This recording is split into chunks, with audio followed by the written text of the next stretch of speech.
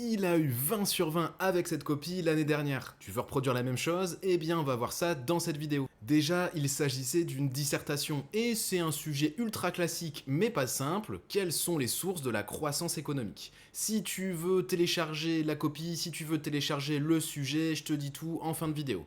Comment on fait pour avoir 20 sur 20 avec ce genre de sujet? Eh bien déjà, on respecte la méthodologie, et c'est ce que Philippion a fait parfaitement.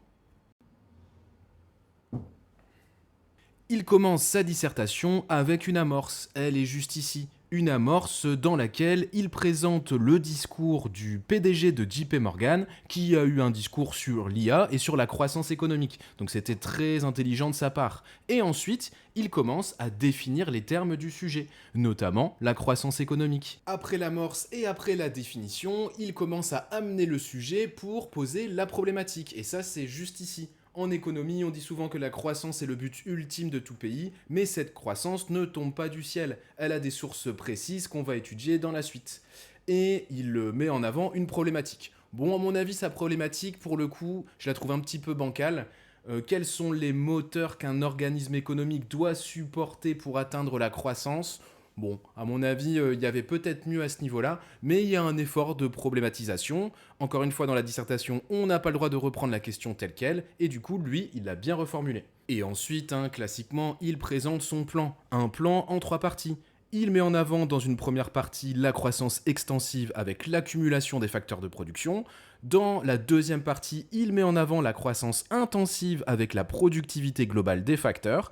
Et ensuite, dans la troisième partie, il met en avant le rôle des institutions, en mentionnant notamment la croissance endogène. Et c'est exactement ce qu'il fallait faire. Bon, je vais pas te lire toute la copie parce que ça va être un peu long, mais là j'aimerais bien te montrer un passage où il respecte bien la méthodologie AEI. Affirmation, explication, illustration. C'est dans cette partie-là où il commence à évoquer l'accroissement de la productivité globale des facteurs, qui est un phénomène qui est simple à comprendre. Ça consiste à rendre le facteur travail et le facteur capital plus efficaces. Elle réside sur le principe de produire plus avec moins. En effet, cela est possible avec le progrès technique qui se définit par l'amélioration des moyens de production, de produits ou même d'organisation du travail, etc., etc. Donc là, on voit qu'il définit les termes mobilisés. Et ensuite, il utilise des illustrations. Donc il respecte bien les 3 étapes, affirmation, explication, illustration. Aussi, petit truc à noter, il avait dans sa dissertation un tableau sur les contributions en points de pourcentage, les contributions à la croissance économique. Ça, c'est un truc hyper compliqué à bien réaliser, mais ça tombe tout le temps. Donc vraiment, faites attention à ce genre de document. Donc tu vas sur ma page de profil et tu cliques sur le lien Linktree. Ça va t'amener sur une autre page. Tu cliques sur les copies d'élèves à télécharger. Et tu as sur mon site sosses.fr des copies. Et tu regardes la copie de Philippion.